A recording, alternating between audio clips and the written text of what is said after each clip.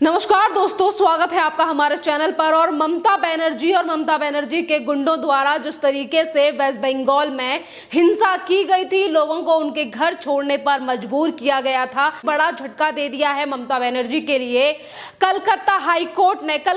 Court ने जिन भी लोगों ने इस हिंसा के दौरान अपने घर को छोड़ा, अब उन लोगों के घर वापसी आने के लिए और इन्हीं सारी चीजों पर निगरानी रखने के लिए अब कलकत्ता हाई कोर्ट की तरफ से एक कमेटी गठित की गई है। और इस कमेटी में जो तीन मुख्य अधिकारी हैं वो हैं, एक है राष्ट्रीय मानवाधिकार और दूसरे हैं राज्य मानवाधिकार और तीसरे हैं राज्य लीगल सर्विस के अधिकारी। तो आप समझ सकते हैं कि जिस तरीके से ये मामला, जिस हिंसा को लेकर अभी तक ममता बनर्जी झूठ बोल रही थी और उनके जो तमाम नेता थे वो ये कह रहे थे कि वेस्ट बंगाल में कोई भी हिंसा नहीं हुई है, किसी का भी नुकसान नहीं हुआ है और किसी ने भी अपना घर नहीं छोड़ा है। पर जिस तरीके से एक एक करके चीजें निकलकर सामने आ रही हैं कि पहले सुप्रीम कोर्ट ने इन सारी चीजों को लेकर, यानी कि जो याचिकाएं सुप्रीम कोर्ट में डाली गई थी, पहले सुप्रीम कोर्ट में याचिकाएं लगना और सुप्रीम कोर्ट की तरफ से वेस्ट बंगाल की सरकार को नोटिस जाना, क्योंकि आप सभी को पता है कि सुप्रीम कोर्ट ने भी इस सारी हिंसा को लेकर जितने भी लोगों ने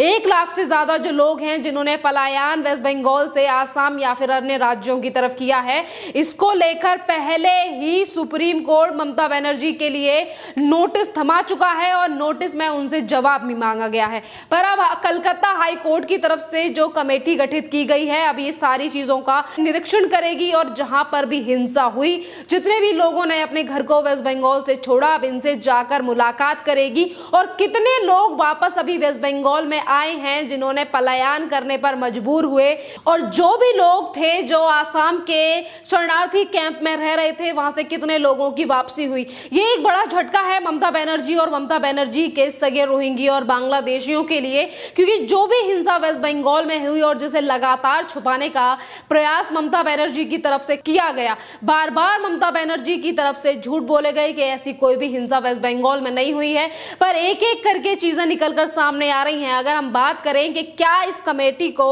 ममता बनर्जी वेस्ट बंगाल में काम करने देगी, तो शायद जब आप सभी जानते हैं कि ममता बनर्जी इस कमेटी के भी रास्तों में रोड़ा अटकाने की कोशिश करेगी, पर जिस तरीके से भी ममता बनर्जी अपनी गलतियों को छुपाने की कोशिश कर रही थी और जो इनके गुंडागर्दी जो चल रही थी वेस्ट बंगाल में, अब उनके लास्ट यानी कि अब आखिरी अंतिम दिन आने वाले हैं। अगर हम पुलिस प्रशासन को लेकर बात करें तो ये जो टीम मानवाधिकार के चेयरमैनों की तरफ से बनाई गई है और जो गठित की गई है, जो 3 अधिकारियों की टीम है, ये टीम वहां के पुलिस वालों से भी पूछताछ करेगी कि किस तरीके से तमाम वीडियो हमने सभी ने देखे कि वेस्ट बंगाल में जो हिंसा हुई वहां पर किस तरीके से वेस्ट बंगाल की पुलिस जो है वो मूक दर्शक बनके इन सारी चीजों को देख रही है। तो अब एक तरफ जवाब देना पड़ेगा ममता बनर्जी को और दूसरी तरफ जो झूठी रिपोर्टें बनाई गई थी वेस्ट बंगाल के पुलिस प्रशासन की तरफ से, अब उन लोगों को भी अपनी जवाबदेही देनी पड़ेगी इस कमेटी को। अगर हम दूसरी तरफ बात करें तो ये जो जितने भी लोगों ने पलायन किया था, इसको लेकर गवर्नर हो, जगदीप धनखड़ हो वेस्ट बंगाल के राज्यपाल हो या फिर शुभेंदु अधिकारी प्रतिपक्ष के नेता हो वेस्ट बंगाल के, इन सभी लोगों की तरफ से बार बार कहा गया कि 1 लाख से ज्यादा लोगों ने पलायन किया है। और जब गवर्नर यानी कि वहां के राज्यपाल, वेस्ट बंगाल के राज्यपाल इन सारी चीजों का दौरा करने के लिए, लोगों से मिलने के लिए इन लोगों के बीच गए, तो आप सभी ने देखा कि ममता बनर्जी के जो गुंडे हैं, रोहिंग्या हैं, उन्होंने किस तरीके से आतंक मचाने की कोशिश की। गवर्नर यहां पर एक आम आदमी भी सुरक्षित नहीं है और उसको लेकर ममता बनर्जी कहती हैं कि मैं बंगाल की बेटी हूं और यहां पर हिंसा नहीं हुई है। आप इस बात का अंदाजा लगा सकते हैं कि जहां पर एक राज्य का राज्यपाल ही सेफ नहीं है, राज्यपाल को नेताओं की तरफ से जेल में डालने की धमकी दी जाती है, संविधान का कसाई तक कह दिया जाता है और तमाम ऐसे वर्ड हैं जिनका इस्तेमाल वहां के राज्यपाल के लिए किया जाता है। और जब वो वेस्ट बंगाल का दौरा करने के लिए जाते हैं तो उन्हें काले झंडे दिखाए जाते हैं, वापस जाओ या फिर तमाम तरीके के नारे राज्यपाल के लिए लगाए जाते हैं। तो ये कमेटी जो बनाई गई है हाई कोर्ट की तरफ से, अब फिर से ममता बनर्जी के गुंडे अपना गुंडागर्दी दिखाने की कोशिश करेंगे और कमेटी के कामों में रोड़ा अटकाने की कोशिश करेंगे। पर कमेटी जो बनाई गई है वो कलकत्ता हाई कोर्ट की तरफ से बनाई गई है। अगर इस तरीके की कोई भी चीजें ममता बनर्जी के गुंडे या फिर इनके रोहिंग्या बांग्लादेशी जो इनके परम मित्र हैं या फिर जो ममता बनर्जी के द्वारा बसाए गए ये गुंडे हैं, अगर ये इस तरीके की चीजें करने का प्रयास फिर से करते हैं तो शायद ममता बनर्जी के साथ साथ अब इन लोगों को भी खामियाजा भुगतना पड़ेगा, क्योंकि अभी तक ममता बनर्जी इन लोगों को बचाती आई थी। वेस्ट बंगाल का प्रशासन इन सारी चीजों को देखकर भी अपनी आंखों को बंद करके बैठा था, पर अब सारी जो चीजें हैं वो एक तरफ सुप्रीम कोर्ट की निगरानी में है तो दूसरी तरफ हाई कोर्ट में भी इसको लेकर मामले कई बार उठ चुके हैं और अब अगली सुनवाई जो इन सारे मामलों को लेकर होगी वो 2 जून को फिर से सुनवाई होने वाली है। बड़ा मुद्दा यह है कि एक तरफ वेस्ट बंगाल में इस तरीके की हिंसा हो जाती है और वहां की मुख्यमंत्री इन सारी चीजों को लेकर संज्ञान लेने की बजाय इन सारी चीजों पर पर्दा डालने की कोशिश करती है, क्योंकि जिस बात का जिक्र हम हमेशा करते हैं कि ममता बनर्जी को वेस्ट बंगाल की जनता से ज्यादा प्यार है उन रोहिंग्याओं को जिनकी वजह से ममता बनर्जी आज सत्ता में है और तीसरी बार अपनी सत्ता काबिज करके वहां पर बैठी है, और वो किस वजह से है वो आप सभी जानते हैं। अगर दूसरी तरफ की बात करें कि जिस तरीके से वेस्ट बंगाल में यास तूफान आया, जिस तरीके से काफी सारे लोगों के घर बर्बाद हुए, लोगों को अपना घर छोड़ने के लिए मजबूर होना पड़ा और जिस तरीके से तबाही वेस्ट बंगाल में हुई, इन सारी चीजों का दौरा लेने के लिए जब प्रधानमंत्री वेस्ट बंगाल और वहां का दौरा करने गए और मुख्यमंत्री से बात करने की कोशिश की गई तो मुख्यमंत्री इस तरीके से अहंकार में थी कि मुख्यमंत्री आधे घंटे तक लेट पहुंचती हैं और उसके बाद पीसी कर ये साबित करने की कोशिश करती हैं कि मुझे बदनाम करने का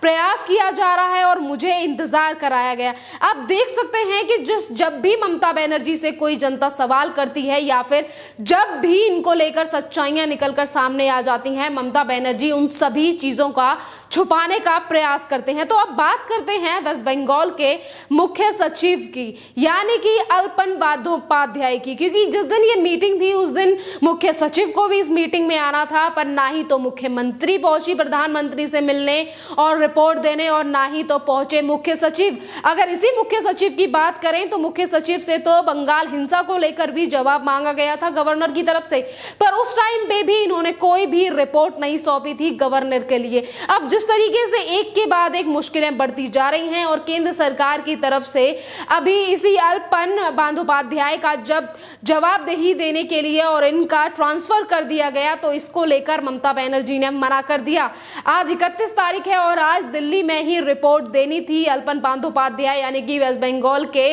मुख्य सचिव को, पर इसको लेकर आज भी ममता बनर्जी के मुख्य सचिव दिल्ली नहीं पहुंचे। इस बात से 2 चीजें काफी ज्यादा स्पष्ट हैं। एक तरफ ममता बनर्जी चिट्ठी लिखकर ये कहती हैं कि वेस्ट बंगाल में जो हालात हैं, जो भी चीजें वेस्ट बंगाल में चल रही हैं, इन सारी चीजों के मद्देनजर हम अपने मुख्य सचिव को रिहा नहीं कर सकते, हम अपने मुख्य सचिव को दिल्ली नहीं भेज सकते। और दूसरी तरफ मुख्यमंत्री जिस तरीके से मुख्यमंत्री हो या फिर मुख्य सचिव हो, ये जब प्रधानमंत्री की मीटिंग होती है वहां पर टाइम से नहीं पहुंचते। मतलब एक तरफ प्रधानमंत्री जो कि पूरे देश के प्रधानमंत्री हैं, जब उनकी विजिट होती है और जब वो वहां का दौरा करने जाते हैं तो उनकी सूद नहीं ली जाती, उनसे कोई खबर नहीं, उनसे कोई बात नहीं की जाती। और दूसरी तरफ जब राजनीति करने की बात आती है, यही ममता बनर्जी के नेता जो अभी कुछ दिन पहले संविधान का पन्ना सभी को पढ़ा रहे थे और ये कह रहे थे कि राज्यपाल संविधान के कसाई हैं और तमाम तरीके की बातें जब इनके ऊपर आती है तो लोकतंत्र खतरे में आ जाता है। और जब इस तरीके के नेता, ममता बनर्जी के नेता,